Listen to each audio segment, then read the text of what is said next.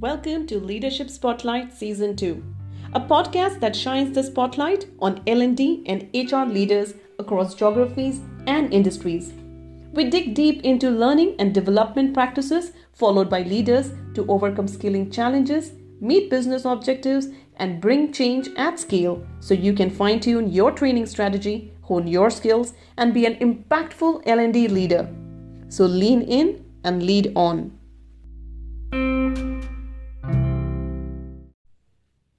Hybrid workplace. A mix of in-office and remote workers. A new age business model. A new way of working and skilling. As the workforce adopts to the new normal, so does HR and L&D. Today, learning and development professionals need to rethink the learning mandate for the hybrid workplace. Manavi Pathak, the current head talent and leadership and organizational development at Tata Trent Ltd, and a seasoned professional with over 20 years of experience in the areas of talent management, assessment, learning, and leadership development and executive coaching, tells how. There is a lot of talk about the changing world of work. And one of the key changes we are observing and also living is with regards to the workplace itself. Today, we have a mix of workers, working styles, and diversity in the nature of work. So, I think a good place to start our conversation will be understanding the hybrid workplace. So thank you, Pranjali. Let me start off by first talking about hybrid working is something which is not a new concept. And firms across the globe have been practicing them on a need basis much before the pandemic. The home office has been common in consulting and advisory services. I have myself worked in consulting firms before. Progressive firms have long existing policy of working from home. It is the cynicism and the lack of confidence around performance and productivity for remote working that has led to barriers and reluctance of organizations practicing work from home.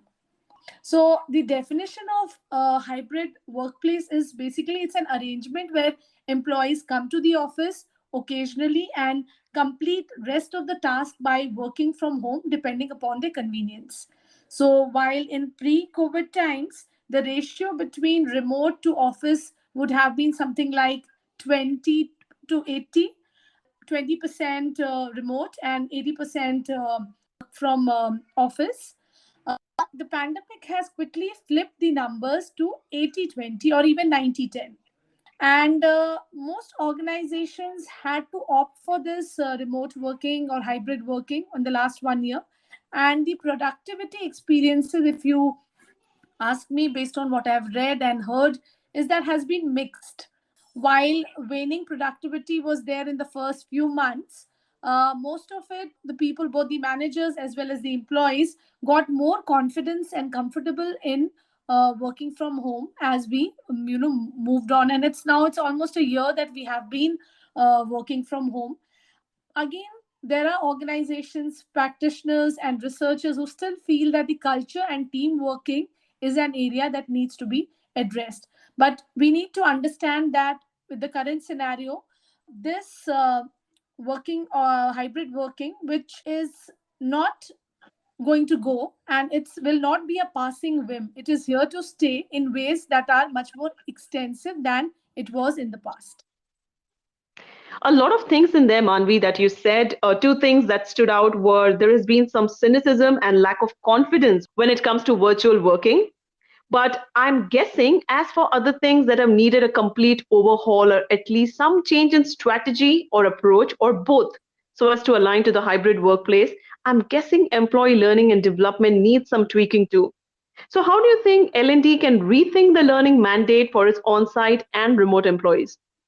Thank you, Pranjali. This is a very, very important question, and it actually requires some bit of discussion. And, I think the L&D fraternity has been talking about it, for the last 1 year. So we are at a time where we need to think very differently, and old tools and old ways of thinking will not work. This is the time to reimagine the power and purpose of learning, I feel. And we have to offer some creative and very forward-looking solutions. Hybrid work has actually given us lot of opportunities, and there are a lot of challenges for both employees and the employers. And as the companies open up to remote workers, on-site employees, and gig workers, there is need to rethink what the learning mandate has to be and what is it going to look like. The forced transition to remote work has put actually a lot of strain on the learning and development. And a number of organizations are already charting the path towards the future by focusing heavily on reorganizing organizational priorities, workforce strategies, and mapping the skill requirements that are needed for the new normal and the hybrid future. So, the real opportunity I feel, we need to rethink where we learn, how we learn, and when we learn. All these things are becoming very, very important. And as learning leaders, if we see this as an opportunity that this pandemic has given us, the digital learning which it has accelerated is presents us with a blank canvas to reimagine how we develop people in their organizations. We could actually start a big learning revolution. So a couple of things I'd like to mention here. If you see, 2021 has been a good beginning because we have the vaccine and we might have the pandemic under control, but we cannot expect that things will go back to the pre-COVID levels. And the workforce has become very, very diverse. Especially we have a mix of digital immigrants and digital natives. And how do you bring learning to them? How do you strike a balance to keep the employees engaged both at office as and at work is a challenge that we all are going to face. So the idea is not just to upskill an individual, but to ensure that the learning strategies that we have are well aligned to the organization's key business priorities and performance. Some of the things, if you see, we can understand in the new setup, the learning design for this hybrid workforce. For example, I just give you one example is that there is a challenge that it actually needs to be very, very well thought out. Whether we are experimenting with new methods, we have a lot of options now, whether it's personalizing learning journeys or measuring learning effectiveness. There are a lot of digital tools which are going to play a significant role. The L&D professionals have to combine the self-paced online learning and training resources, and we have to provide a very highly engaging experience to the people. This model, if you see, if it works out well, has the potential for achieving high level of efficiency and effectiveness in training program if executed well. Okay, then the other challenge is once the pandemic is over, we also have to see that, with this new methodologies which have come up, how are we going to learn differently, and how is this modality different from the classroom training? The attention spans of people are very, very limited. The content is different. How do we chunk the content and make it very, very interactive? There are so many learning providers that you have. How do you make sure that your learners get the most, and how you are curating content so that learners do not get overwhelmed with options? So these are some of the things that L&D professionals need to think about and do it so that the organization is going to benefit from this. So there is an increased diversity in the workforce. We are working with a multi-generational workforce. We have different training modalities, new methodologies. You also mentioned about the decreasing attention span, increased distractions, and learner fatigue, and not to mention the paradox of choice. So, all in all, my guess is that for L&D professionals, this is while everything is fairly the same in terms of the context, I think many things have changed in terms of the modalities and methodologies, as you mentioned. And Mahatma Gandhi famously said, "You must be the change you want to see in the world." In applying this to our conversation, I think the verdict is very clear. L&D professionals themselves need to evolve for all of the things we just mentioned. So my question is twofold. How has the role of L&D professionals changed? And what skills do they need to upskill and future-proof their workforce? So I was asked a similar question at a roundtable recently, that how does the L&D team how have they handled this crisis, and how they need to upskill themselves. So I think L&D has been hailed as one of the winners in this crisis, and based on what we have experienced till now. Okay. And the field of learning has completely expanded. We have actually moved from physical to digital. Earlier, digital learning was actually considered to be inferior to classroom learning for some reason, but digital learning, of course, with the accreditation and all, has actually gained a lot of respect, and organizations have actually started trusting digital learning. Okay. So L&D professionals, I think, need to think beyond the classroom. Formal training experiences are important, but not meet the 21st century organizations requirements, especially in the post pandemic world. Employees be learning constantly in order to acquire knowledge and skills needed to be successful in the fast changing world. So businesses are actually, if you see, looking at learning leaders help the organization adjust to the new normal. The learning culture needs to be inculcated. A lot of organizations and a lot of people I see, the CHROs or the CLOs talking about it, that there's need to build a learning culture. So when you say learning culture basically means creating a community of workers or employees who continuously and collectively seek improvement through new knowledge, new skills, and new applications to achieve the goals or objectives of the organization. So that is the definition of learning culture.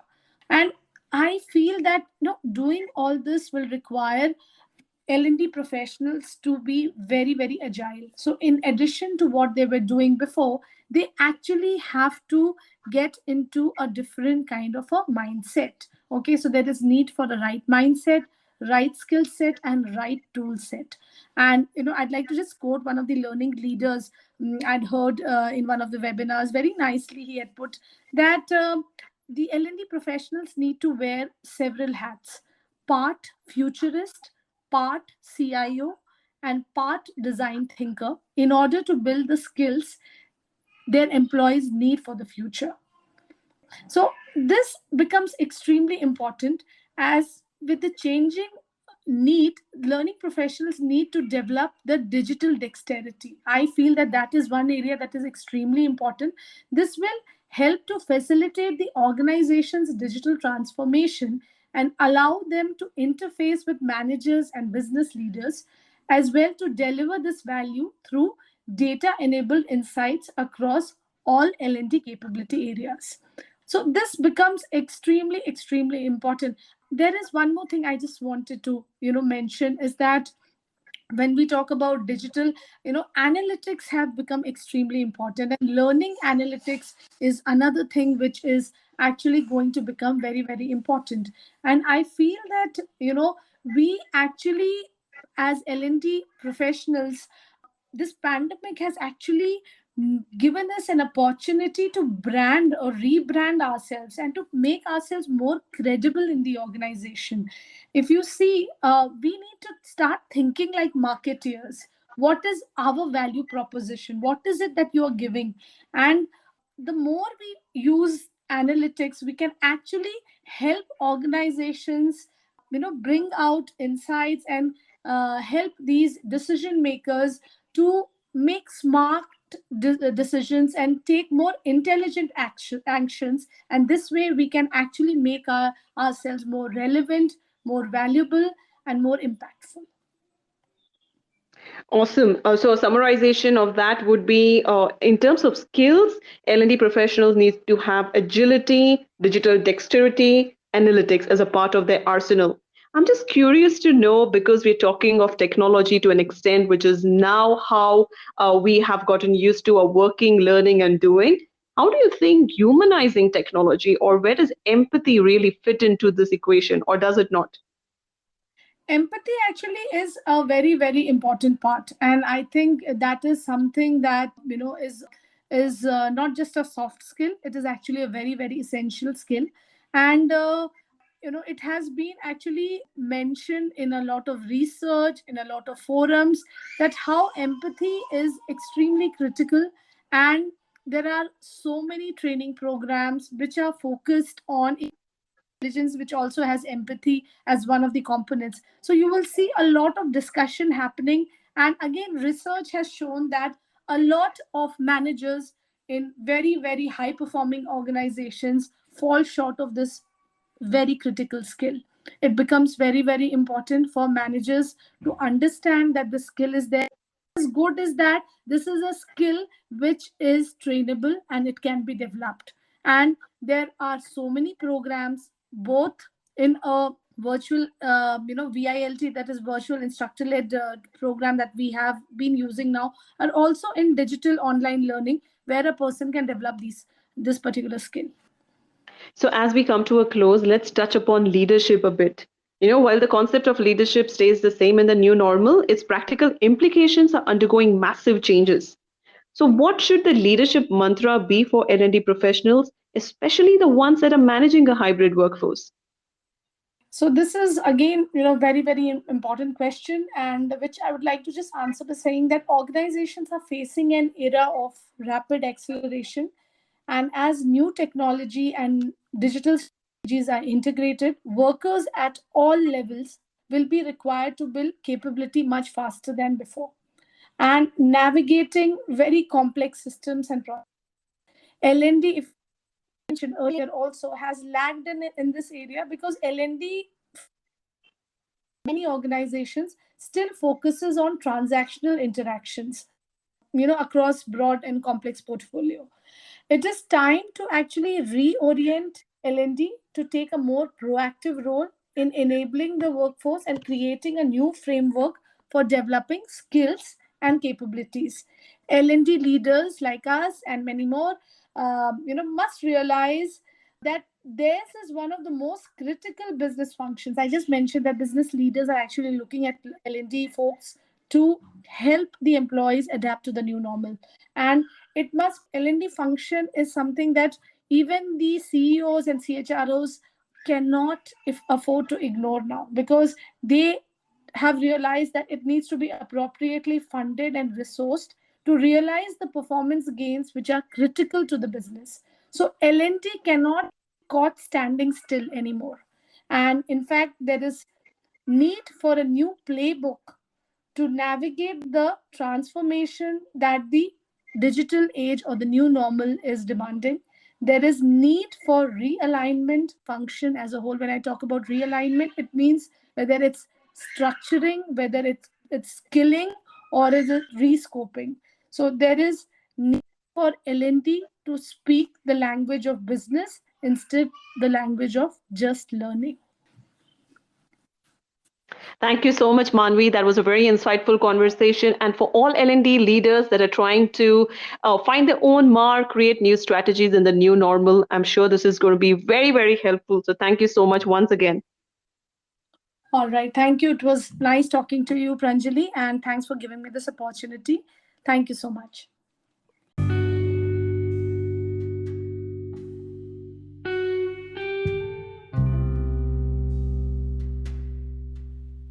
Thank you for tuning in to Leadership Spotlight. To learn how you can go from learning to leading, visit www.plethoralearning.com. See you next time.